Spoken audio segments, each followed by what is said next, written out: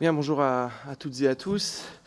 Dans le cadre de nos travaux, notre commission d'enquête visant à établir les raisons de la perte de souveraineté et d'indépendance énergétique de la France auditionne aujourd'hui M. Philippe Sauquet au titre de ses précédentes fonctions de directeur général de la branche Gas, Renewable and Power de la société Total. Nous vous remercions, M. Sauquet, d'avoir très rapidement accédé à notre requête, résultant de l'initiative de M. le rapporteur Antoine Armand. La semaine dernière a été organisée une audition de M. Patrick Pouyanné, le président de Total Énergie, qui a déjà longuement répondu à nos questions. Mais nous souhaitons aussi nous placer dans une démarche rétrospective et vos fonctions précédentes exercées au sein du groupe Total nous permettront de disposer d'informations sur la démarche empruntée auparavant par ce groupe, pilier finalement de la stratégie énergétique nationale. Présent de 1997 à 2021 au sein de celui-ci, vous avez assisté au début puis au déploiement de diverses énergies renouvelables, notamment solaires et éoliens, terrestres comme marins, mais aussi à la mise en place d'une infrastructure de stockage de l'électricité par batterie à Dunkerque ou encore aux avancées concernant le captage et le stockage de dioxyde de carbone tout en suivant et en participant aux réflexions sur la transition énergétique. Vous avez d'ailleurs, M. Sauquet, été entendu le 7 mai 2019 par la commission d'enquête sur l'impact économique, industriel et environnemental des énergies renouvelables, sur la transparence des financements et sur l'acceptabilité sociale des politiques de transition énergétique constituées au sein de l'Assemblée nationale, à l'époque présidée par Julien Aubert. La crise énergétique que traverse l'Europe actuellement n'a aucune commune mesure avec les quelques incidents qui survinrent dans les années 2000 et auxquels vous avez été confrontés. Mais ces difficultés d'approvisionnement, notamment celles de janvier 2006, n'annonçaient-elles pas déjà ce que nous connaissons aujourd'hui ? Les orientations définies depuis par les pouvoirs publics ont-elles, à votre avis, remédié à la situation de la France ou les ont-elles aggravées ? Votre groupe lui-même a ainsi procédé, semble-t-il, à la diversification de ses sources et s'est préoccupé des capacités disponibles de stockage. Avez-vous perçu une réactivité du même ordre de la part des pouvoirs publics ? Voilà un exemple de questions sur lesquelles nous souhaiterons pouvoir vous entendre. Par ailleurs, au cours de la période d'exercice de vos fonctions au sein du groupe Total, vous avez vraisemblablement été intéressé, voire influencé, par les différents scénarios émanant d'organismes nationaux tels que RTE ou internationaux comme l'AIE. Mais finalement, ces scénarios ont-ils été vérifiés ? Et s'ils n'ont aucune prétention à la prédiction, n'orientent-ils pas en fait les investisseurs et les industriels ? Enfin, les mutations qui se sont produites au sein du système nucléaire civil au cours de la période d'exercice de vos fonctions ont-elles intéressé Total ? À un moment ou à un autre, celui-ci a été tenté par le nucléaire à moyen ou long terme, ou le groupe a-t-il tout simplement été rebuté par la perspective de devenir un électricien utilisant à la fois des énergies renouvelables et nucléaires ? Le rapporteur, M. Antoine Armand, a préparé dans la perspective de votre audition un questionnaire qui vous a été remis afin de construire l'exposé que vous allez présenter. À la suite, nous aurons un échange plus libre par l'exercice habituel des questions-réponses. Avant de vous laisser la parole, il convient de rappeler la procédure définie par l'article 6 de l'ordonnance du 17 novembre 1958 relative au fonctionnement des assemblées parlementaires. Et conformément à ces dispositions, il me revient de vous demander de prêter serment de dire la vérité, toute la vérité et rien que la vérité. En conséquence, je vous prie de bien vouloir lever la main droite et de dire « je le jure ». Je le jure. Eh bien, je vous remercie et je vous laisse donc la parole pour un propos liminaire.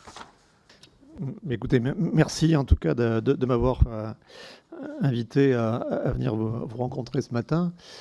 C'est vrai que l'énergie a toujours été au centre de mes préoccupations.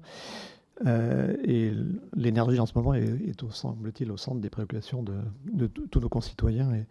Et donc le sujet est d'importance. Je vais revenir un petit peu sur mon parcours et pour vous expliquer un petit peu dans la durée quelle a été la stratégie de Total dans le monde de l'énergie et comment on en est arrivé à définir le Total Énergie aujourd'hui que vous connaissez. J'ai passé quelques années au début de ma carrière au sein de l'administration, ministère de l'Équipement, ministère des Finances, et ensuite je suis rentré dans l'industrie, attiré notamment par l'international, pensant que la maille française était trop limitée et que nous n'étions pas indépendant du monde dans lequel nous vivions. J'ai commencé par travailler dans la chimie, dans une boîte qui s'appelait CDF Chimie, et puis ensuite au sein de Total. Donc je suis rentré chez Total par la chimie. Et en fait, je n'ai commencé à véritablement travailler dans le monde de l'énergie chez Total en 1997. Et en 1997, je me suis posé la question d'aller travailler dans le pétrole, qui était l'activité majeure de Total, ou dans un autre secteur qui commençait à croître, qui était le domaine du gaz. Et dans le domaine du gaz, et ça fait écho à ce que l'on voit aujourd'hui, le gaz énergie qui est coûteuse à transporter, parce que sa densité énergétique est faible, et donc le dilemme des groupes qui cherchent des hydrocarbures, sachant que vous ne savez jamais trop si vous allez trouver du pétrole ou du gaz quand vous forez un puits, en général vous trouvez les deux. Mais autant le pétrole coûte pas très cher à transporter, et donc une fois que vous l'avez identifié, vous pouvez le produire et vous allez le vendre sur des marchés mondiaux sans problème. Vous le voyez aujourd'hui, on y reviendra, mais il n'y a pas de problème aujourd'hui sur l'approvisionnement en produits pétroliers au niveau mondial. En revanche, le gaz est beaucoup plus compliqué parce que du fait de son coût à transporter, avant de commencer à le produire, vous devez avoir identifié un marché pour savoir quel type d'infrastructure vous allez développer pour emmener le gaz sur les marchés, que ce soit des gazoducs, donc des tuyaux, ou alors pour le transporter par bateau, le liquéfier. Mais le liquéfier, ça demande d'avoir là aussi une infrastructure importante, une usine de liquéfaction, un gros réfrigérateur mais qui coûte plusieurs milliards de dollars à pièce, des méthaniers qui sont des bateaux très spécialisés pour transporter le gaz à moins 160 degrés, et ensuite des terminaux de regasification qui vont permettre de réchauffer le gaz de façon sûre. Et donc, en 1997, le gaz est encore une énergie jeune par rapport au charbon et par rapport au pétrole. Et on commence juste alors juste depuis 15 ans en gros, mais on commence juste à savoir le transporter sur les mers, justement en le liquéfiant. Et donc dans ces années-là, les groupes pétroliers cherchent à développer des marchés gaziers pour pouvoir développer leur production en amont, leur production de gaz. Et pendant un certain temps, la discussion se concentre autour de négocier des contrats long terme avec les monopoles d'importation. Dans tous les pays, en général, il y avait des monopoles d'importation de gaz. On a connu Gaz de France en France. Et puis, c'est une période où la croissance est telle que tous les pays, pratiquement, vont commencer à libéraliser leur marché énergétique. C'est le cas en Europe avec les directives de 97, mais c'est le cas aux États-Unis, c'est le cas en Amérique latine, c'est le cas même au Japon, c'est le cas même en Chine. Donc les monopoles sont en train d'être supprimés, et donc il faut aller chercher des clients pour arriver à développer nos projets. Et donc je vais rentrer dans cette aventure-là en développant donc des marchés, des accès marchés pour nos productions de gaz. Ce faisant, nous sommes aussi rentrés dans l'électricité. Pourquoi ? Parce que la moitié du gaz qui est consommé sur cette planète, en fait, sert à produire de l'électricité. Et donc, vous pouvez vendre à vos clients du gaz, mais vous pouvez aussi leur vendre de l'électricité. Et donc, on va aussi regarder si on n'a pas plus intérêt à vendre de l'électricité à ses clients. Et au départ, c'est de l'électricité fabriquée à partir de gaz. Et puis, une fois qu'on va avoir acquis des clients en électricité, on va se rendre compte que produire l'électricité à partir de gaz, c'est pas forcément l'optimum. Qu'il y a des moments où le prix du gaz est tellement élevé qu'il est plus élevé que l'électricité, donc ça n'est pas rentable de faire fonctionner votre centrale à gaz. Et donc on va commencer à regarder d'autres types d'énergie électrique, et notamment on va regarder effectivement les énergies renouvelables, et Total avait déjà des activités dans le solaire, en électricité solaire dans ces années-là, et on va les développer là où ça fait du sens, et notamment en Afrique, parce qu'il n'y a pas de réseau, et donc aller mettre des panneaux solaires pour alimenter des villages en Afrique, ça fait déjà du sens, y compris sur le plan économique. On regardera le nucléaire à un moment où on commence, où le sujet du climat commence à émerger comme quelque chose d'important. Et on aura une aventure avec Suez à l'époque, et puis ensuite avec EDF à Abu Dhabi, qui ne sera pas un succès, on pourra y revenir si vous voulez. Et puis Fukushima nous convaincra que l'énergie nucléaire, même si elle peut être développée dans des pays où le niveau technologique de contrôle est élevé, n'est pas forcément une énergie adaptée à l'ensemble des pays du monde. Et en tant qu'acteur mondial, on va renoncer à cette aventure dans le nucléaire. Donc voilà, donc ça c'est ce que j'ai fait dans toute ma carrière à partir de 97. Il y a en gros trois périodes qui, là aussi, qui peuvent vous donner des points de repère historiques. Il y a une première période qui va aller jusqu'à la crise financière de 2008. C'est une époque où la croissance des consommations énergétiques dans le monde est absolument incroyable. C'est le moment où, en fait, où l'Asie est en train de sortir de la pauvreté et en train de consommer de plus en plus d'énergie.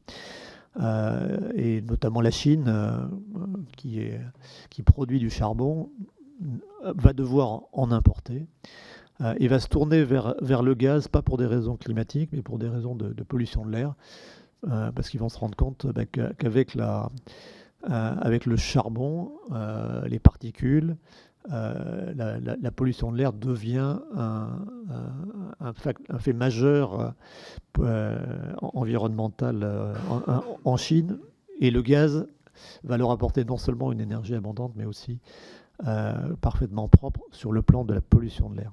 Le climat est un autre sujet, mais à l'époque ça commence juste à être le sujet. Pendant cette période-là, on commencera à faire des renouvelables, notamment avec des incitations publiques qui existent, qui commencent à être bien organisées en Europe. On a des prix de reprise garantis sur 20 ans pour démarrer des projets, par exemple de fermes solaires, ce qui correspond au coût des panneaux solaires à l'époque. Mais je dirais que c'est un peu de la diversification, et les renouvelables représentent une partie relativement limitée de l'approvisionnement électrique, encore plus qu'aujourd'hui. Donc ça, c'est une première période de croissance. On a besoin de toutes les énergies. Total regarde même le charbon, je plaide coupable. Je me suis occupé de mines de charbon qu'on avait récupérées à titre historique. C'est là où on regarde le nucléaire. Et la crise financière 2008-2009 va mettre un coup d'arrêt à cette croissance très forte des consommations énergétiques dans le monde.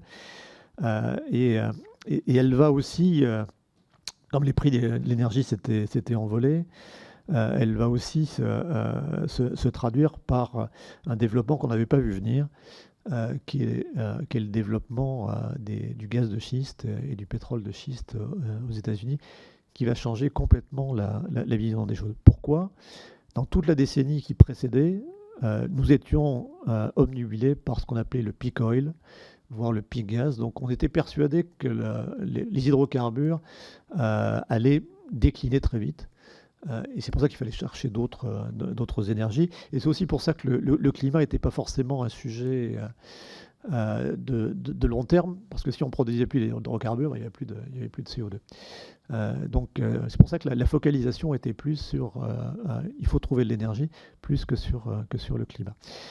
Et puis cette période 2008-2009, on se rend compte que les États-Unis développent le gaz de schiste, le pétrole de schiste. Ça change complètement la vision du potentiel des réserves sur la planète d'hydrocarbures. Et donc, il n'y a plus de soucis de réserve. Donc, la planète a plein d'énergie fossile. Mais c'est une période où il va y avoir un certain nombre de crises. Il va y avoir Fukushima qui a quand même été un traumatisme. Alors, on n'en a peut-être pas trop parlé, enfin si on en a parlé, mais je pense qu'on ne réalise pas en Europe le traumatisme que ça a été au Japon, qui est un pays sophistiqué, qui a des très bons ingénieurs, dont le souci de sécurité est au moins égal au nôtre, et qui a réalisé tout d'un coup que le risque zéro n'existait pas. Et quand Fukushima s'est produit, le Japon s'est posé évidemment beaucoup de questions, a arrêté toute sa flotte nucléaire, tout de suite. Alors par chance pour lui, il était diversifié, on en reviendra, la diversification c'est aussi important. Et donc il a pu arrêter toute sa production nucléaire, ça faisait à peu près un tiers de sa capacité de production électrique, et marcher en fait avec les deux autres énergies qui étaient le charbon et le gaz. Et donc ça a déclenché un besoin de gaz supplémentaire. Et donc pendant cette période-là, on a commencé à relancer des projets de gaz naturel liquéfié pour alimenter le Japon, et sachant que la Chine continuait. Donc ça va nous emmener, on va dire à peu près jusqu'à l'année 2014-2015. Alors qui va être spécial pour Total, puisque fin 2014, notre président Christophe Demargerie va décéder dans un accident d'avion. Donc on va devoir changer de président, changer le comité exécutif. C'est l'époque où Patrick Pouyanné va devenir directeur général avant de devenir PDG du groupe Total. Il me demande de le remplacer et de rentrer au comité exécutif. Donc c'est ce que je fais en 2014 pour diriger le raffinage chimie en succédant à Patrick Pouyanné. Et c'est une période qui est intéressante pour le groupe, parce qu'avec un nouveau président, nouveau comité exécutif, on va se reposer la question de la stratégie long terme du groupe Total. Et au même moment, on a la COP 21 sur le climat qui a lieu à Paris en 2015. Et donc, c'est là où le caractère, je sais que vous avez souvent des questions sur qu'est-ce qui fait qu'un groupe comme Total International est français. Notre siège est en France et on va être aux premières loges pour voir, lors de cette COP 21, une espèce d'unanimité de tous les pays sur le climat. Et ça va changer notre vue. Sachant que la période précédente, je ne l'ai pas mentionné, mais la période précédente à la suite de la crise financière, la plupart des États ont eu des soucis d'équilibre budgétaire, et donc là, on réduit les soutiens aux énergies renouvelables. Et beaucoup d'entreprises renouvelables ont fait faillite. Nous, on a essayé pendant cette période-là de sauver un des champions de l'industrie, qui était une société américaine, SunPower, qui avait la meilleure technologie en matière de cellules et de panneaux solaires. Mais c'était une période très difficile pour les énergies renouvelables, avec un désintérêt dans beaucoup de pays. Et 2015 change la donne, parce que là, on a vraiment le sentiment que les États, cette fois, sont sérieux et veulent effectivement réduire l'empreinte carbone. Et donc, on se livre au niveau de Total à une réflexion stratégique. On implique toutes nos équipes de par le monde. Et ce qui va en sortir, ça va être une volonté de transformer Total d'un groupe producteur d'hydrocarbures, donc pétrole et gaz, en un groupe qui va s'intéresser aux nouvelles énergies et notamment à l'électricité. Et l'électricité, pas seulement comme aval gaz, mais l'électricité en tant qu'énergie pour elle-même, et donc avec la volonté d'être performant en électricité, autrement dit, d'être capable de produire de l'électricité par tous les moyens qui sembleraient les plus économiques et les plus appropriés, et qui correspondraient à la demande de nos clients, que ce soit du renouvelable, que ce soit de l'éolaire, du solien, mais aussi avec le besoin de leur assurer un approvisionnement fiable, ce qui est aussi un sujet important. Et donc on décide de changer la stratégie du groupe dans ce sens-là. On décide de créer une nouvelle branche gaz renouvelable électricité qui va porter cette ambition de développer cette volonté de faire évoluer le visage du groupe. Et à l'époque, Patrick Pouyanné va me demander à la fois de diriger cette branche que l'on crée, et à la fois d'être pendant un temps également le patron de la stratégie du groupe pour rendre cohérente le virage du groupe dans sa stratégie globale et également à travers la création de la branche de construire les activités, les actifs. Donc voilà, je vous dis ça pour essayer de vous donner un peu de perspective dans le temps, comment on en est arrivé là. Alors après la suite qui est plus récente et pour laquelle vous aviez souhaité m'entendre, je pense que Patrick vous en a parlé, et puis maintenant je crois qu'elle est connue, mais c'était clairement une période où on a développé le gaz, parce que ça correspondait pour nous, même s'il y a beaucoup de discussions là-dessus, mais au moyen le plus économique et le plus rapide, et donc le plus sûr pour réduire les émissions de CO2 sur la planète. Et c'est pas un hasard si beaucoup de pays, que ce soit le Japon, la Corée, la Chine, l'Inde maintenant, même si le souci de réduire les émissions de carbone n'est quand même pas tout à fait le même au niveau de l'Inde que celui que l'on a en Europe. Mais plus près de nous, l'Allemagne aussi a fait ce choix. Donc la priorité, une des priorités, parce qu'il y en a plusieurs, sachant qu'il n'y a pas d'énergie idéale, hein, donc on pourra revenir, mais il n'y a pas d'énergie idéale. Donc on a besoin de plusieurs types d'énergie. Et donc le gaz fait partie de la panoplie pour réduire l'empreinte carbone de nos clients et la nôtre et sur la planète. Et tous les scénarios qu'on regarde, vous avez mentionné les scénarios de l'AIE, mais tout le monde beaucoup d'organismes, on va dire, se sont mis à faire des scénarios pour voir comment on pouvait respecter la trajectoire de réduction d'émissions telle que définie à la COP 21 en 2015, donc le well below 2 degrés. Il n'y avait pas une trajectoire unique, il y en a bien sûr plusieurs, mais pratiquement toutes faisaient appel à un remplacement rapide du charbon par le gaz dans la génération électrique. Donc on va développer le gaz, on va développer surtout le gaz naturel liquéfié, parce que dans la plupart des pays, les gisements de gaz se sont épuisés, c'est le cas notamment en Europe, mais pas seulement. Et donc il faut faire venir le gaz de plus en plus loin, et le gaz naturel liquéfié est le moyen de faire traverser les océans aux réserves de gaz qui sont abondantes sur la planète.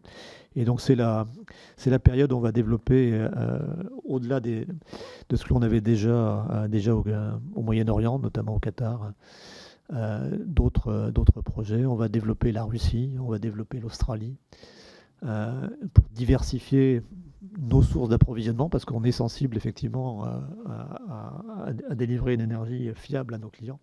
Et donc on va diversifier nos sources, des sources de production, et notamment avec la Russie, qui est le deuxième détenteur de réserves gazières au niveau mondial. On va éviter les gazoducs, pour des raisons techniques bien souvent, mais aussi pour des raisons de fiabilité de nos livraisons. On a effectivement vécu la crise entre l'Ukraine et la Russie, qui a fait que le gaz qui avait coulé de façon ininterrompue depuis les années 70 entre la Russie et l'Europe, le gaz a été interrompu à cause de la bisbille sur les Ukrainiens, avec les Ukrainiens.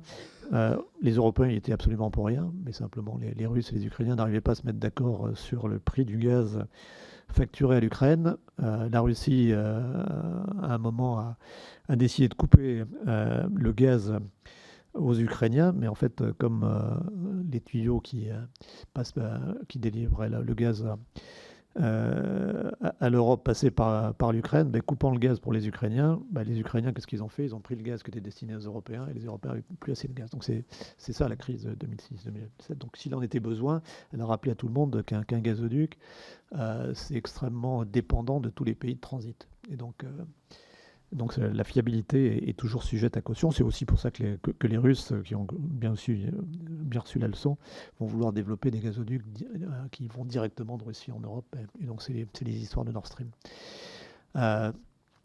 Donc je reviens sur notre développement de GRP, gaz renouvelable électricité. Donc on va développer ce gaz, on va développer les marchés gaziers, beaucoup en Asie, mais beaucoup aussi en Europe.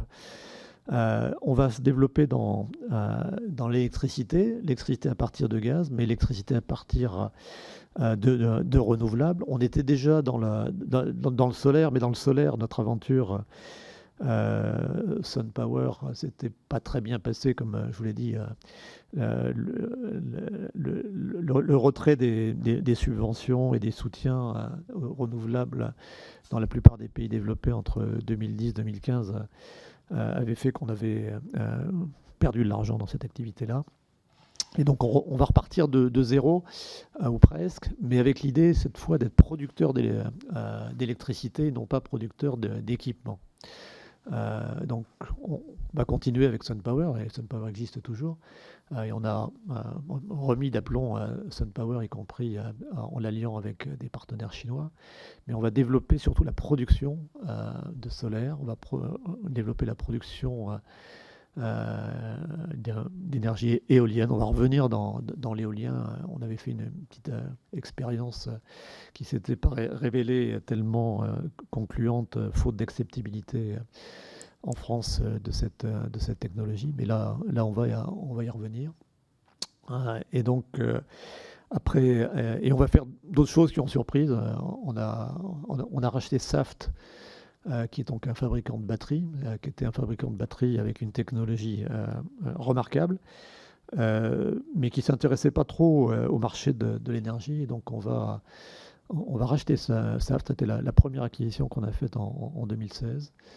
Et pourquoi? Parce qu'on pensait qu'il c'était important de développer des batteries pour pallier à une partie de l'intermittence des énergies renouvelables, solaires et éoliens, qui malheureusement ne produisent pas tout le temps. Donc les batteries étaient une des façons pas la seule, mais une des façons de résoudre cette difficulté.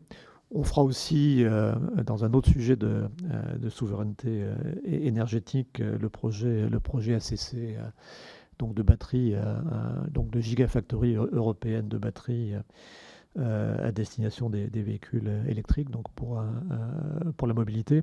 Et puis on va faire des tas d'autres choses qui correspondent plutôt à la génération d'énergie qui va commencer juste d'être développée. On va développer des biotechnologies, du biogaz notamment. On va acquérir Fonroche, qui était le leader français du biogaz, parce qu'on est convaincu que les bios ont un rôle à jouer, notamment pour fabriquer de l'énergie liquide et de l'énergie gazeuse. On va également s'intéresser à l'hydrogène vert, sachant que c'est une technologie compliquée, coûteuse. L'hydrogène n'est pas un gaz facile à manipuler, mais la planète va avoir besoin de gaz. La planète ne peut pas fonctionner simplement à partir d'électrons. Si vous avez une chose à retenir dans l'énergie, c'est que les liquides, ça se transporte facilement et ça a une forte densité énergétique. Le gaz, ça se transporte plus mal et ça a une plus faible densité énergétique, mais c'est quand même stockable à horizon de 6 mois. On fait du stockage saisonnier en gaz. Les électrons, ça se stocke très difficilement. Donc bien sûr, il y a des batteries, mais ça coûte très cher et vous ne pourrez jamais stocker de l'électricité en grande quantité pour une maille saisonnière. Donc il faudra passer toujours par des molécules. Et donc les molécules décarbonées, ça peut être du biogaz, ça peut être aussi de l'hydrogène et de l'hydrogène vert. Ce qui pose d'autres problèmes, puisque pour produire de l'hydrogène vert, il faut aussi produire de l'électricité, donc il faut avoir une surcapacité d'électricité, déjà comme on l'a passé. Donc il faut de l'électricité pour produire cet hydrogène. Mais on va commencer à regarder les premiers projets. Alors maintenant que j'ai quitté Total, je continue à m'intéresser d'ailleurs à l'hydrogène vert, parce que je pense que c'est une énergie qui va véritablement devoir se développer plutôt aux horizons de 2025, 2030, 2035, mais c'est vraiment une énergie dont on va avoir besoin si on est sérieux avec les trajectoires climatiques. Mais on va déjà commencer à le regarder, je vais déjà commencer à le regarder chez Total. Et puis il y a l'histoire des puits de carbone que vous avez mentionné, parce que pour assurer la neutralité carbone de la planète, on va avoir besoin encore d'hydrocarbures. Alors, beaucoup moins que ce qu'on a aujourd'hui, c'est clair, mais on va en avoir besoin parce que toute la chimie, les médicaments, l'industrie pharmaceutique, ça fonctionne aussi avec du carbone. Et il y a d'autres industries qui vont avoir du mal à fonctionner sans carbone. Donc il y aura toujours besoin d'une production d'hydrocarbures. Et donc il faut pouvoir stocker le carbone qui sera dégagé par ces énergies fossiles. Et donc il y a deux façons de stocker le carbone. En tout cas, on a identifié deux. Le stocker de façon géologique, et on va faire le premier projet de stockage industriel en Norvège qui s'appelle Northern Lights, donc, dont on a démarré la construction juste avant que je quitte le groupe Total. Et puis on va s'intéresser aux puits de carbone naturels. Donc faire pousser des forêts. Alors vu de loin, tout le monde nous dit c'est facile, pourquoi on a besoin de groupes tels que Total pour faire pousser des arbres. Non, c'est très compliqué. C'est très compliqué de faire de vrais puits de carbone naturels durables, parce qu'il ne s'agit pas simplement de faire pousser des arbres, il faut aussi s'assurer que les populations locales ne vont pas avoir la tentation de venir couper les arbres que vous aurez plantés. Et donc c'est tout un écosystème qu'il faut construire, qui demande de comprendre l'agronomie. Alors j'ai recruté à l'époque des ingénieurs agronomes, parce que nous on n'y connaissait rien, je peux vous dire, chez Total. Mais voilà, mais donc c'est un autre sujet, mais qui est aussi un sujet important et qu'on a développé pendant toute cette période-là. Donc voilà, et en 2021, donc j'ai pris ma retraite parce qu'on a une règle tacite dans le groupe, mais que je me suis appliqué, qui est de laisser la place aux jeunes. Et donc je suis parti en 2021 avec un groupe qui est en train de se rebaptiser Total Énergie, avec une branche gaz renouvelable et électricité qui était devenu le 5e acteur en matière de renouvelable, probablement le leader mondial en termes de solaire. Mais en tout cas, clairement un des 5 premiers acteurs au niveau mondiaux, et qui représentait plus du quart des investissements du groupe Total, et à ce titre-là, un des tout premiers investisseurs au niveau mondial dans les renouvelables. Donc voilà, excusez-moi d'avoir été un petit peu long, mais j'espère que ce n'est pas pour parler de ce que j'ai fait à titre personnel, c'était surtout pour vous expliquer un petit peu comment on a été arrivé là. Et quels avaient été les moteurs qui avaient conduit les changements chez Total. Alors, je ne sais pas si... Alors maintenant, je peux m'arrêter là et puis répondre aux questions que vous voudriez me poser. Oui, on va vous poser des questions, ça permettra au fur et à mesure de compléter encore. Je vais débuter, j'ai 3 questions qui me viennent suite à votre propos. La première... vous parlez finalement de la nécessité de diversifier pour sécuriser. La France a été traversée ces dernières années par un débat sur une forme de fin de la diversification des hydrocarbures liquides entre le gasoil et l'essence. Quel regard vous portez au regard des enjeux conjugués de pollution de l'air et donc de technologie de combustion et d'émissions de CO2 et donc de capacité énergétique du même litre de carburant? Oui, alors sur le plan pétrolier, comme je vous l'ai dit, le pétrole, ça se transporte très, très facilement. Le prix d'un baril de pétrole, là, c'est à peu près 80, 90, 100 $. Avec 2 $, donc 2% du prix, vous lui faites traverser la planète. Donc ce qui fait que quand il y a des perturbations dans l'approvisionnement, on peut assez vite jouer sur différentes différentes sources. Ce pétrole, il n'est pas utilisable directement, donc il faut le raffiner. Et quand vous raffinez du pétrole, donc dans les raffineries, on en a en France, chez Total notamment, vous le séparez en différents composants. Alors il y a les produits lourds qui servent par exemple à faire du bitume, et des produits moins lourds, ce qu'on appelle les middle distillates, qui sont le diesel, le gasoil, le kérosène pour les avions, et puis les produits les plus légers qui sont l'essence. Quand vous raffinez, vous allez en fait produire une portion, une fraction à peu près fixe d'essence et de diesel. Et l'outil de raffinage, il est adapté à la demande du pays, de la zone dans laquelle vous êtes raffineur. Et un des problèmes qui s'est produit, et ce n'est pas que la France, hein, c'est l'Europe, on a de plus en plus incité les automobilistes à acheter des voitures diesel.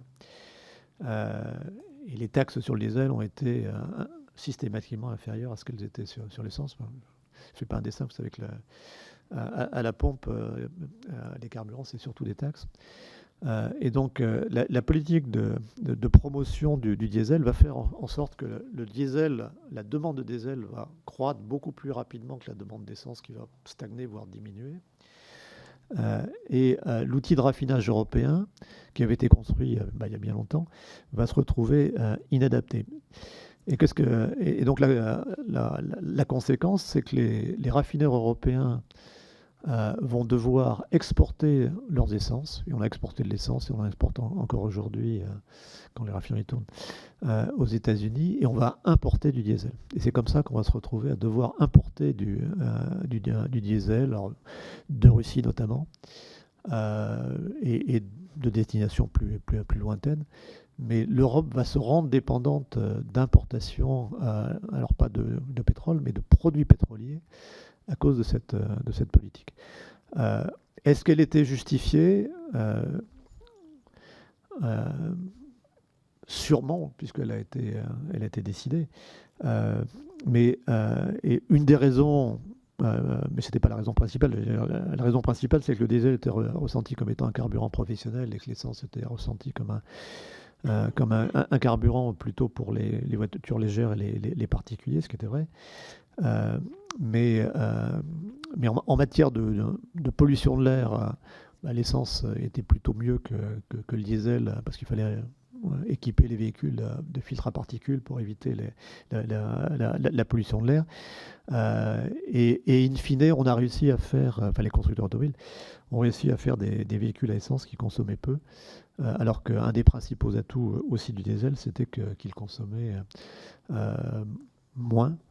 Les moteurs diesel consommaient moins de carburant, moins d'énergie que les moteurs à essence.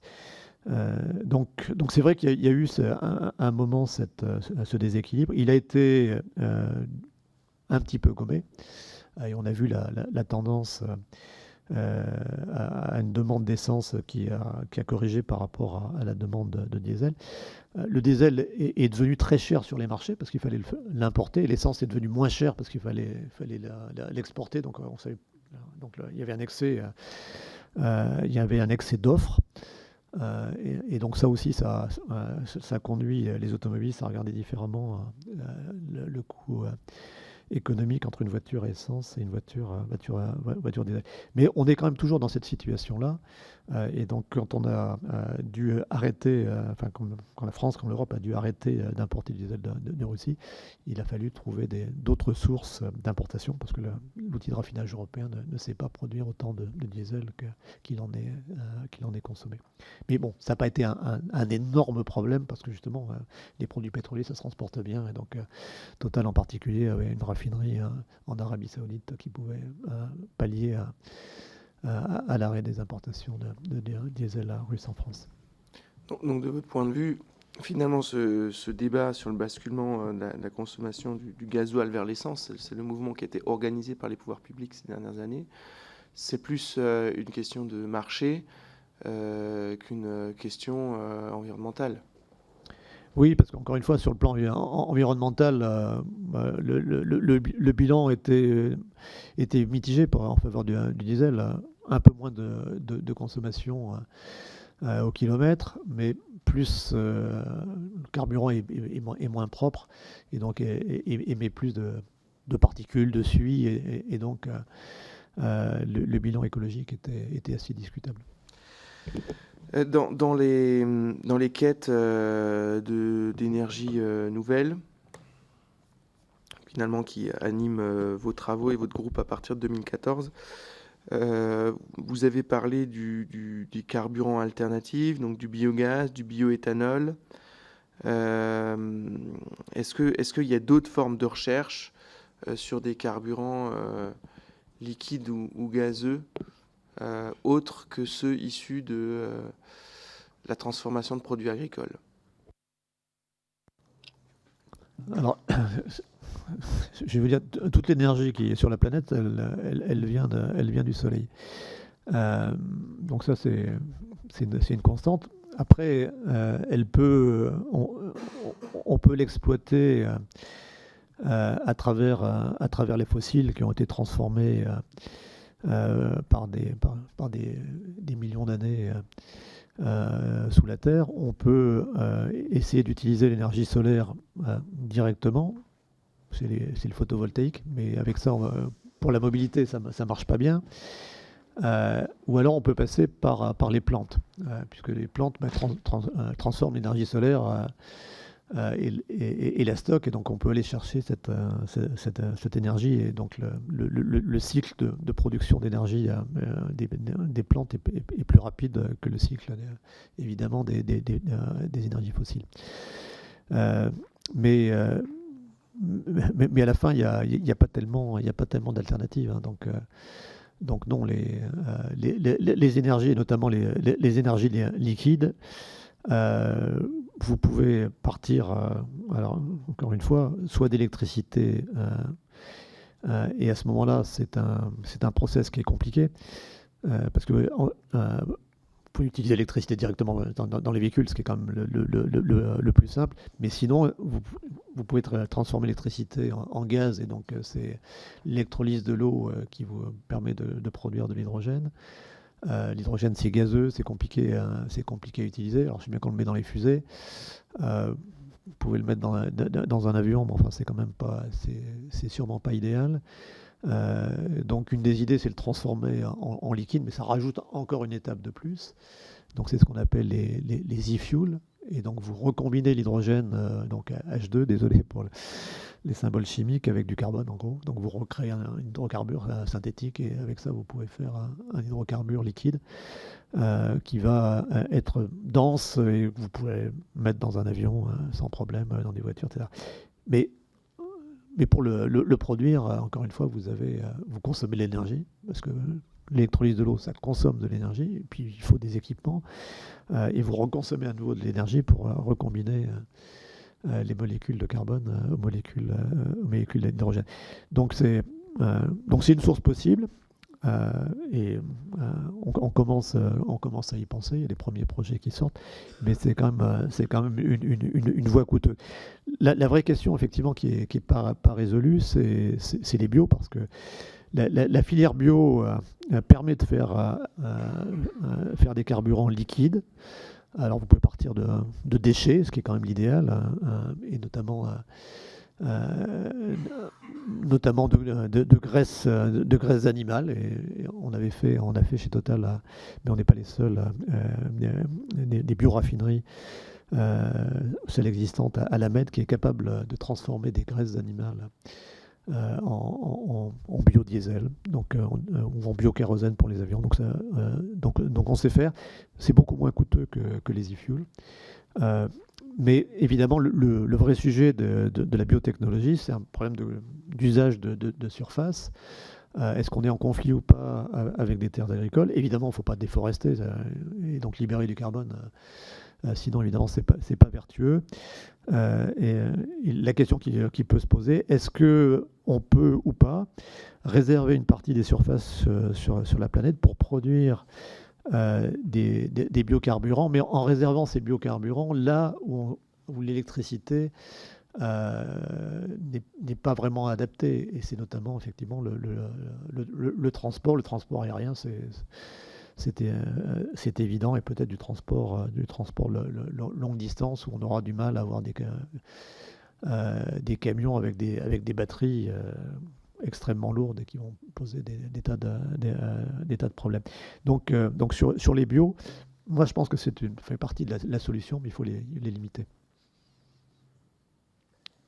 J'ai une dernière question. vous avez fait en retraçant finalement votre parcours et la façon dont les décisions se construisent dans une grande firme internationale de l'énergie, l'histoire de l'apparition du gaz et de la transformation de la préoccupation du gaz sur celle de l'électricité et des nouveaux moyens de production d'électricité que sont les énergies renouvelables.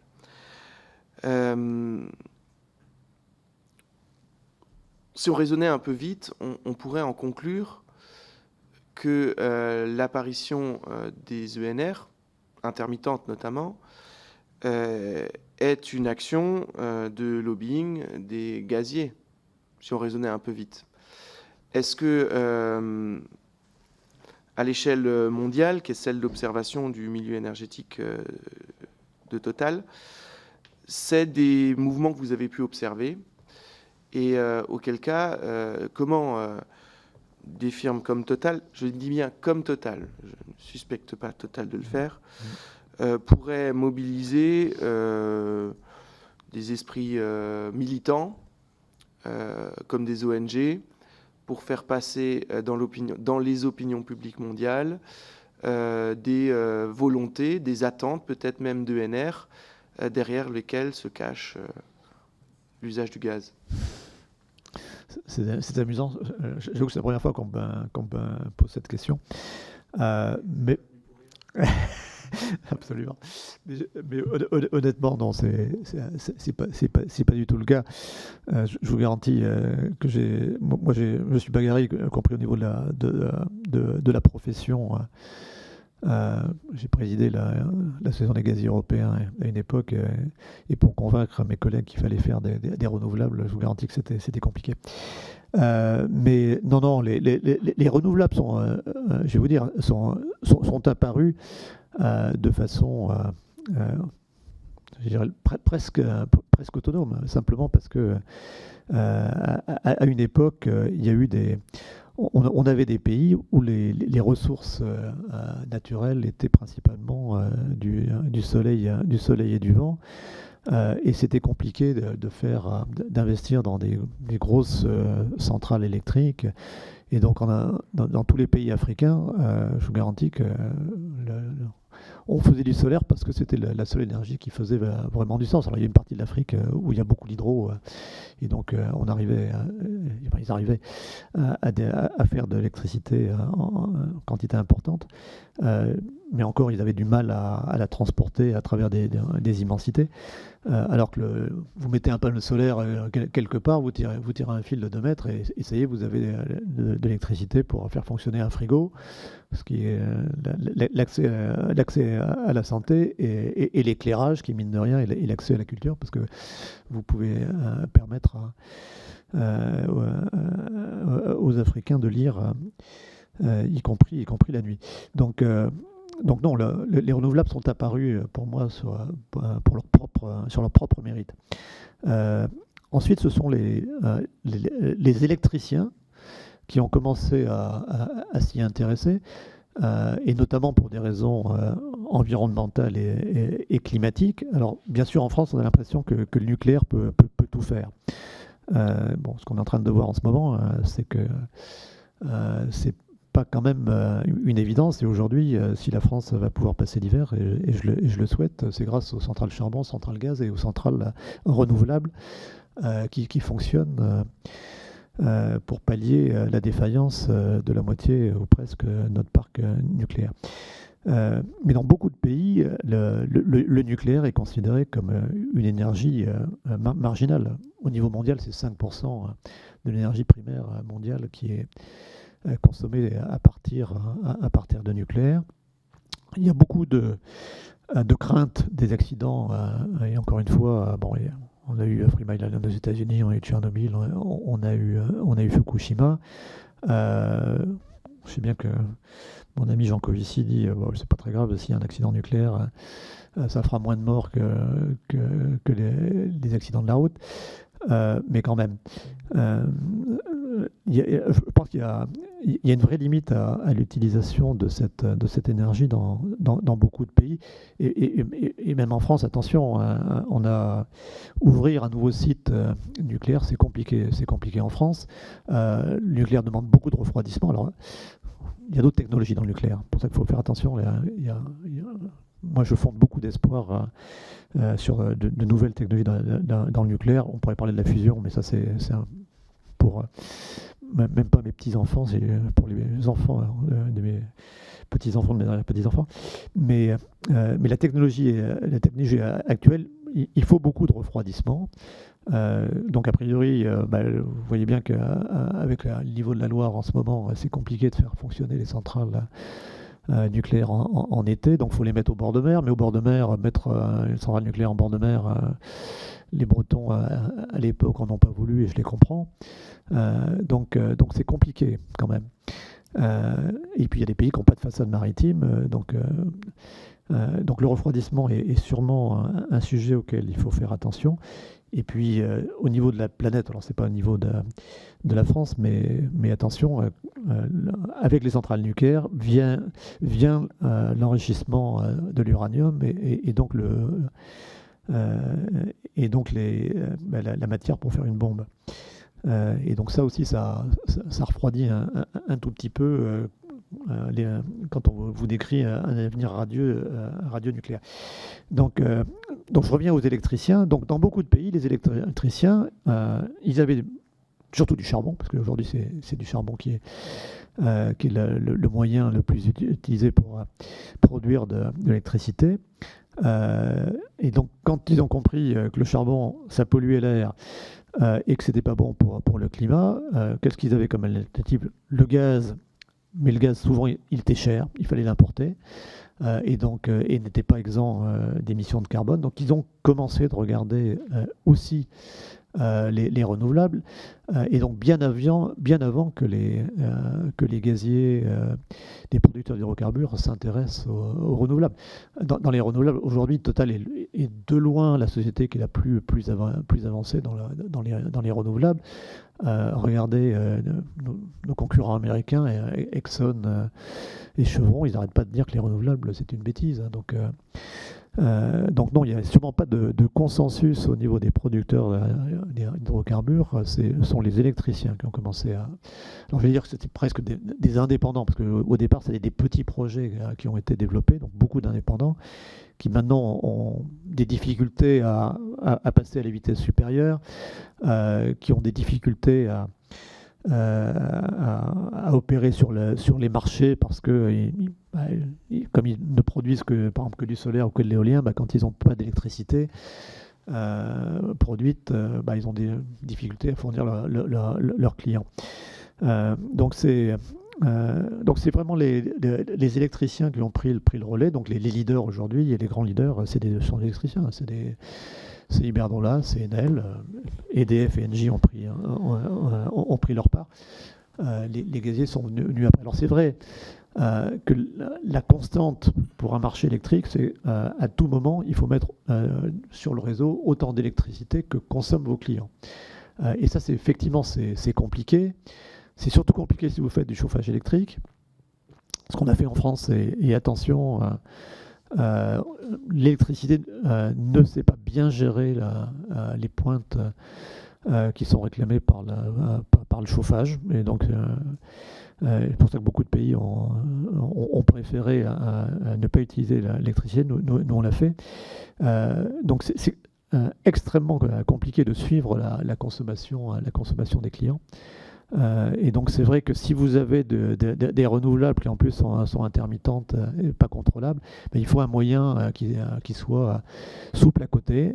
C'est vrai que aujourd'hui c'est les centrales à gaz qui fonctionnent, mais les centrales à gaz qui fonctionnent aujourd'hui, elles peuvent fonctionner tout de suite au biogaz, elles peuvent accepter de l'hydrogène décarboné, et donc moi je crois beaucoup qu'on aura besoin d'avoir encore des centrales gaz pour pallier l'intermittence, pour s'adapter à la variation de la demande, parce que le nucléaire, c'est pas vrai.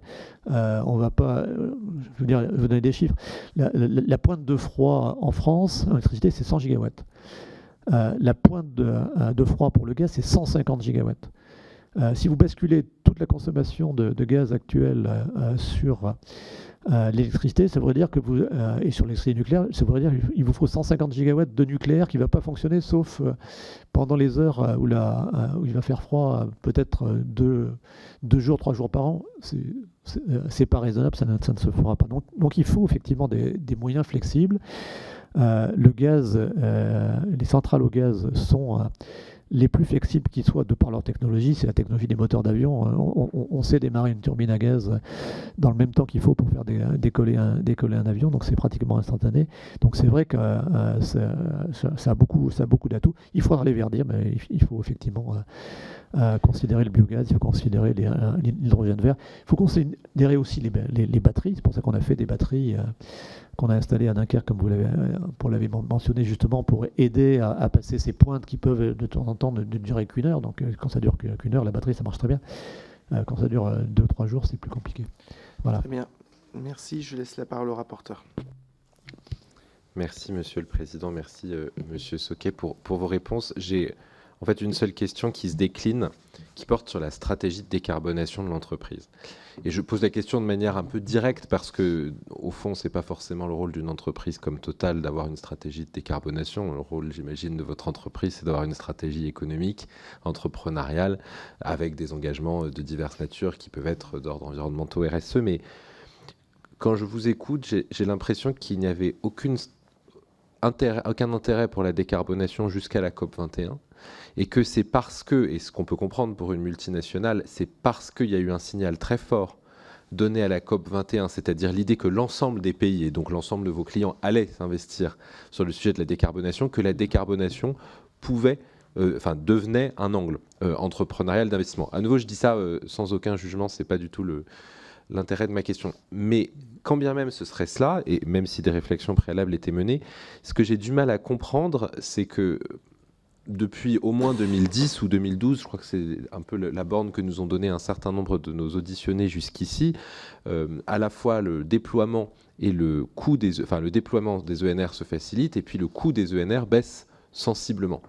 Et comment est-ce que vous expliquez que l'entreprise ne fait pas le choix économique, entrepreneurial, décarboné de se lancer plus fortement dans ces énergies? Et du coup, j'ajoute la question attenante, puisque M. Pouyanné en avait parlé.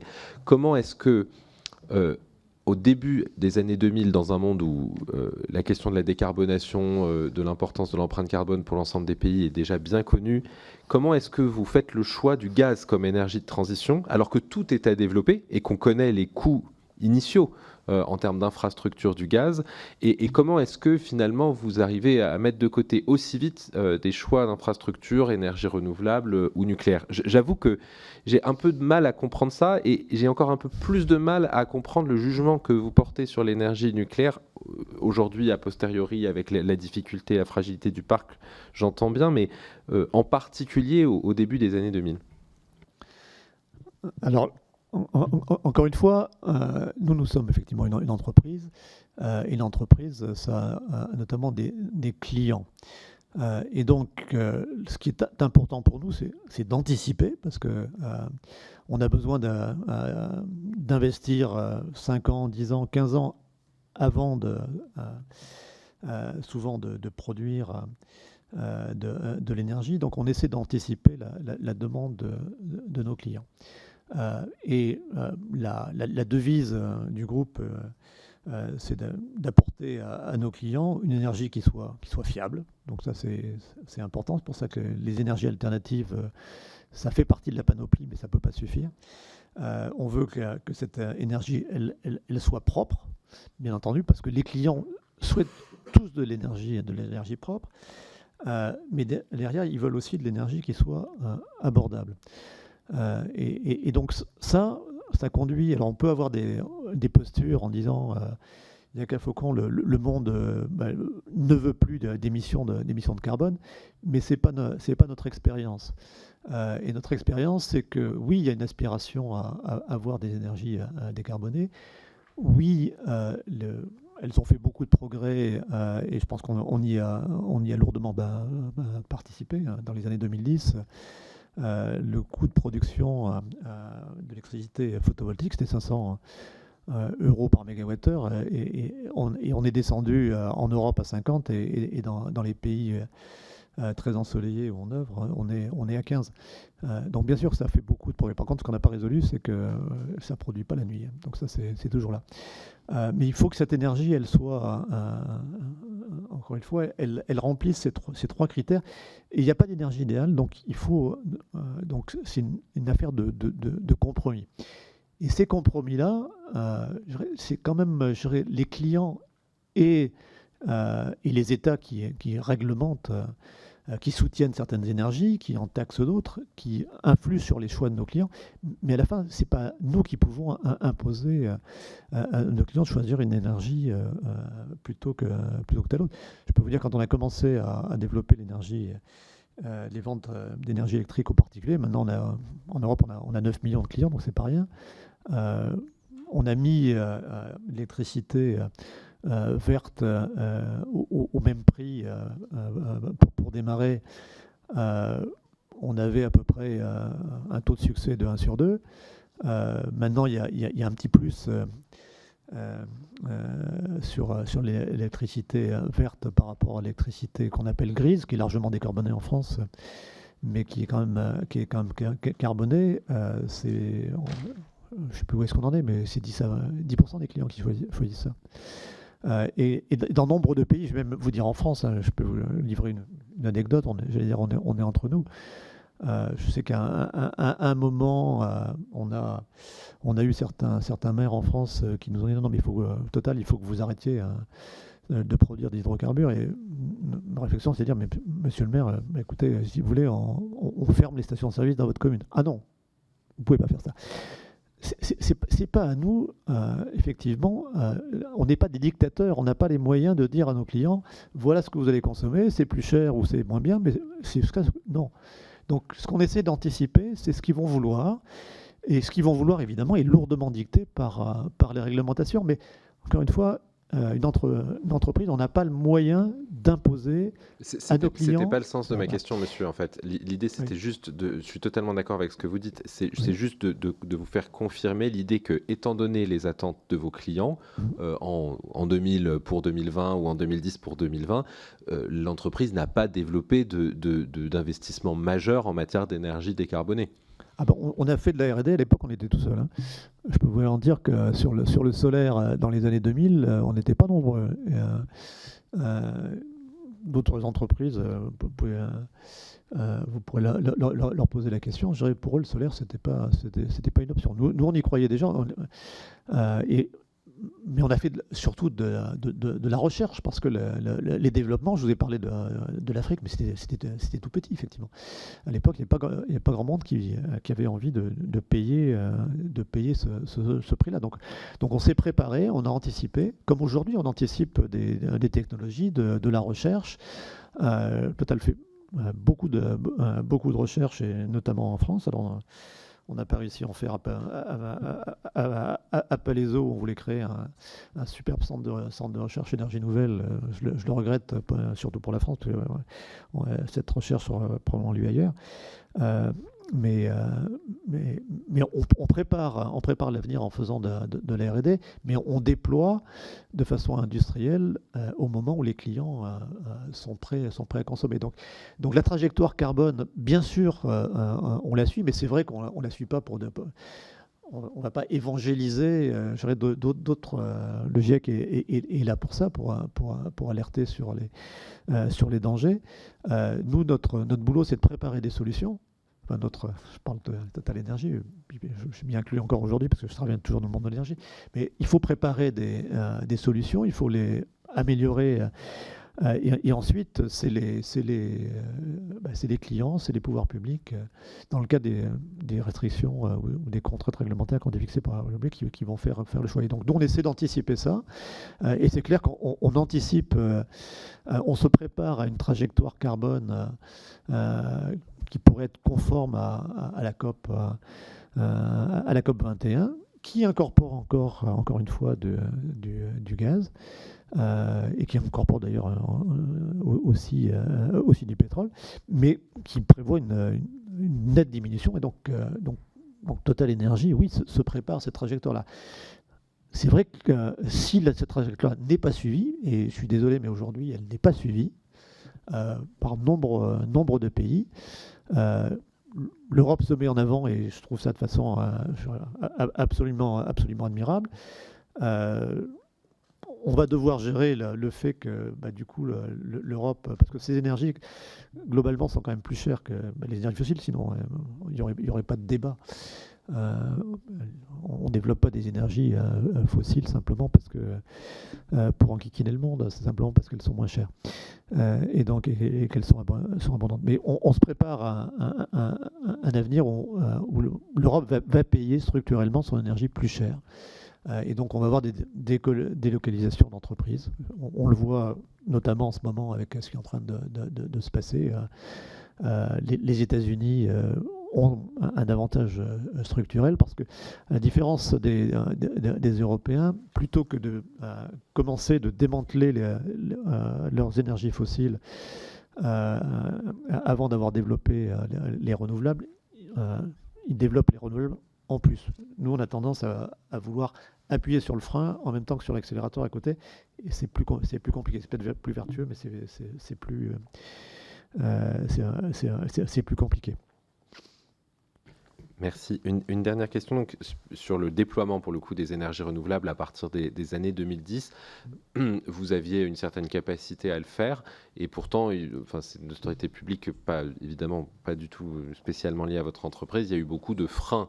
En tout cas, les entreprises qui étaient prêtes à les déployer n'ont pas pu le faire ou ne l'ont pas fait dans les conditions qu'elles l'imaginaient. Est-ce que vous pouvez revenir un petit peu sur les freins au développement et à l'implantation des ENR en France ?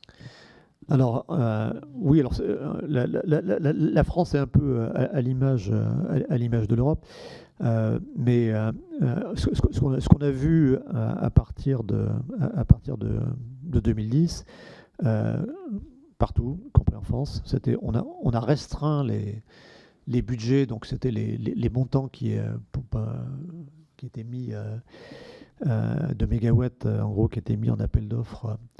Avec des prix subventionnés. On peut le comprendre encore une fois, l'électricité, notamment l'éolien était déjà, j'allais dire presque abordable, mais il était quand même à 70-80 euros par mégawattheure. À l'époque, on pensait que le nucléaire était beaucoup moins cher. On a vu après que le nouveau nucléaire l'était beaucoup plus. C'est pour ça que, par exemple, vous avez vu que EDF a demandé des contrats également de prix garantis au Royaume-Uni qui étaient largement supérieurs à 100 euros par mégawattheure. Mais à l'époque, on pensait que l'éolien était quand même cher. On pensait que le solaire était hors de prix. Donc les volumes ont été réduits. Dans le même temps, la Chine a commencé, elle, à développer les renouvelables, a commencé à produire, là je vais parler du solaire, les cellules et les panneaux. L'effondrement du marché européen a fait que les fabricants de cellules et de panneaux, et Total était un fabricant à la fois de cellules solaires, on fabriquait des cellules solaires en Belgique, on fabriquait des panneaux en France. Et donc, ces activités-là ont commencé à avoir des difficultés financières importantes. Toute l'industrie qui était la plus développée en Allemagne a été nettoyée. Tout le monde a fait faillite. Certains ont été rachetés par des Asiatiques. Mais toute l'industrie allemande a disparu. Total, nous, on a souffert, honnêtement, pendant cette période-là. On a réussi à maintenir les usines de panneaux solaires qu'on avait créées. On en avait une à Toulouse, une à Carlin. Et là, l'Europe a protégé l'industrie européenne d'imports trop massifs en provenance d'Asie, notamment sur des critères environnementaux. Et puis, il y a eu un moment, c'est pas si loin que ça, où l'Europe a décidé qu'elle voulait lever ses barrières parce que limiter les importations de panneaux chinois, ça renchérissait le coût de production de l'énergie solaire européenne. Et donc, la protection a été démantelée. Et là, les usines de panneaux, quand je suis parti, elles existaient encore, mais je crois que maintenant les deux sont en train de fermer. Donc voilà, donc c'était une expérience honnêtement qui a été compliquée. Et je peux vous garantir que aussi bien en interne qu'en externe, nous étions énormément critiqués pour vouloir continuer à faire des énergies renouvelables. Madame Cousin. Oui, moi j'avais quelques petites questions et réflexions. Vous parlez de développer, mais vous n'avez pas du tout parlé de recyclage. Et parallèlement, vous nous parlez de développement de forêts, alors qu'on sait que, par exemple, des éoliennes sont parfois enterrées dans certaines grandes forêts primaires, et c'est pas trop compatible, à mon sens, avec l'idée de recycler et de remettre en circuit des matériaux. Après, pour le solaire, pourquoi n'avez-vous pas développé carrément pour les particuliers afin de diminuer directement leur facture, puisque ça impacte directement les consommateurs, toujours avec l'idée d'un recyclage évidemment, puisque les panneaux solaires c'est quand même du verre, donc c'est facilement recyclable. Et puis quid du thorium? Vous n'avez pas du tout parlé de ce combustible. Voilà. Merci. Alors, le recyclage, alors c'est absolument fondamental, et vous avez raison d'en parler. Dans tout le développement qu'on est en train de faire vers les énergies renouvelables, on va faire appel de plus en plus à un certain nombre de métaux, de minerais, qui jusqu'à présent étaient produits de façon suffisante, mais avec l'explosion, parce que c'est quand même une explosion à laquelle on est en train d'assister des énergies renouvelables, on va avoir des tensions sur nombre de minerais. Et donc c'est vrai dans le domaine des batteries notamment, c'est vrai dans le domaine des panneaux solaires, c'est vrai tout simplement dans le domaine de l'électricité, parce que diminuer l'empreinte carbone, ça va conduire à développer beaucoup l'électricité. Et donc tous ces sujets-là risquent de conduire à des pénuries de métaux, et donc le recyclage va être un des moyens d'éviter justement les pénuries et une empreinte environnementale trop forte, parce qu'on ne va pas développer quand même des mines à travers toute la planète. Alors il y a des sujets qui sont pas si compliqué que ça. Le silicium pour les panneaux solaires, il y en a partout, donc c'est pas un sujet. Dans les batteries, on parle beaucoup du cobalt, mais le cobalt, on est en train probablement de trouver la solution, et on va faire des batteries, ce qu'on appelle à électrolyte solide, qui vont être plus fiables et moins sujets à départ de feu, parce que les batteries ça brûle, vous ne savez pas, mais ça brûle. Et donc le cobalt est important pour la sécurité des batteries. On va développer, c'est de la R&D, mais on a les premiers prototypes qui sont déjà sortis, des électrolytes solides, et on va pouvoir se passer du cobalt parce qu'on aura des batteries plus sûres. Le lithium, on en parle beaucoup. J'ai même entendu qu'on voulait en produire en France. Point de vue indépendance énergétique, c'est évidemment une bonne idée. Honnêtement, moi je ne suis pas très inquiet sur le lithium. Il y a d'abondantes réserves, notamment en Amérique latine, mais aussi en Australie.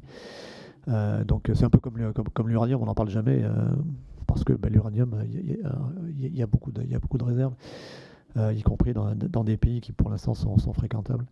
Donc c'est pas trop un souci d'indépendance. Le lithium, c'est un peu pareil.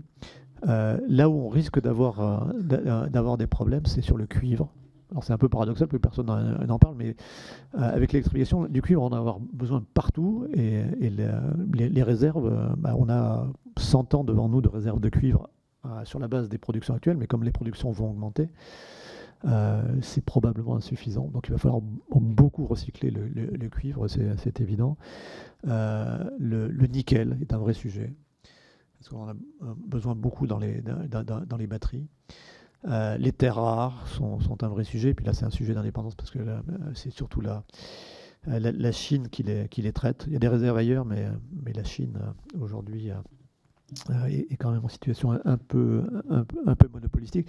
Donc le recyclage va être important pour toutes ces raisons-là, et il est évidemment aussi important pour des raisons environnementales, pour récupérer toute l'énergie qui a été utilisée pour produire ce genre de produits. Donc les plastiques doivent être aussi également recyclés.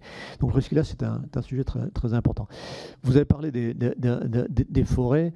Oui, aller mettre des éoliennes au cœur d'une forêt, je reconnais que c'est pas idéal, c'est même assez stupide, j'allais dire. Il y a des gens qui le font, mais bon, voilà. Donc, j'espère que mes anciennes équipes font pas ça.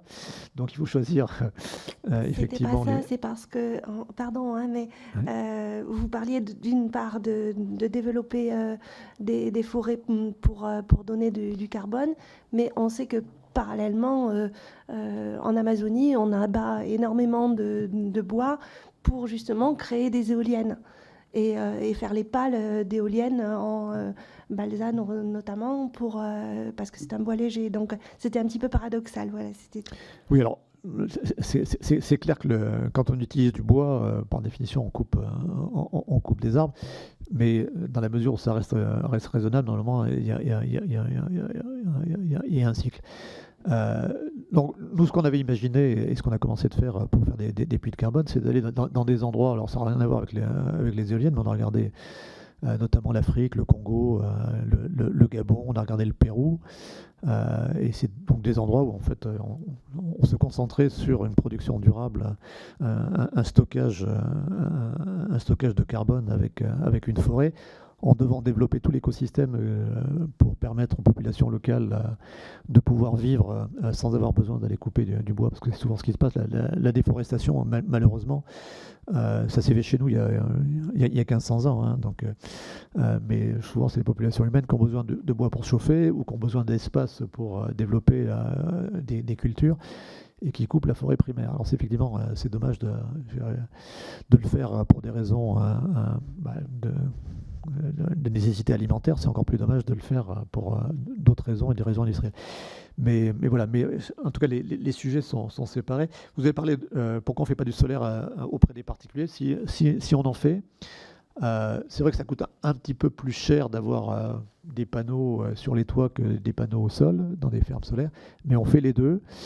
Et Total est un des leaders de ce qu'on appelle la génération distribuée, donc en gros le solaire sur les toits.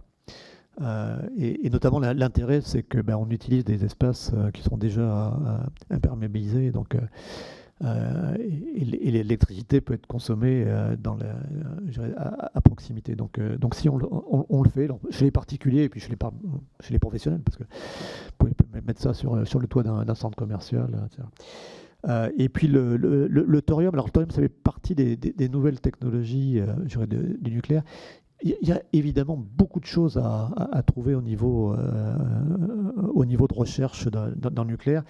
Total a été historiquement dans le combustible nucléaire. On a été producteur d'uranium, on a été un des actionnaires principaux de la Cogema. On en est sorti parce qu'au moment de l'opération de fusion avec Framatome qui a donné Areva, on a été dilué, et donc avoir 5-6% d'être actionnaire silencieux, ça n'avait plus beaucoup de sens pour nous. Mais le nucléaire, encore une fois, ne me prenez pas. Il est absolument nécessaire sur la planète. Il est absolument, je crois, un choix optimal pour la France. Simplement, ne croyez pas que ça soit la panacée dans sa technologie actuelle. Il y a beaucoup de recherches à faire, le thorium, on a fait beaucoup de recherches également sur le sodium. J'ai cité la fusion. Si on arrivait un jour à pouvoir développer de façon économique la fusion, c'est génial. On aura résolu le problème, mais c'est compliqué. Ça consiste en gros à recréer le soleil sur Terre, donc c'est compliqué. Merci, c'est la difficulté de notre commission d'enquête aussi, faire la part des choses entre le processus décisionnel, la réalité vécue, le concret, la réalité économique et puis le rêve. Puisque le rêve d'une énergie infinie reste une quête de tous les industriels, mais aussi de tous les pouvoirs publics, vu la quantité de solutions que cela peut apporter, vous l'avez rappelé, la santé, mais aussi la culture, qui est une des principales conséquences de l'éclairage. Je vous remercie, monsieur le rapporteur, mesdames et messieurs les membres de la commission, monsieur Sauquet, pour votre disponibilité et la complétude de vos réponses. Je vous donne rendez-vous aux membres de la commission la semaine prochaine, à partir du 6 décembre, pour procéder aux auditions, notamment de madame Catherine MacGregor, directrice générale du groupe Engie, puis de Daniel Ververde, membre de l'Académie des technologies, et surtout en sa qualité d'ancien administrateur général du commissariat à l'énergie atomique. À la semaine prochaine. Merci encore pour votre écoute. Merci.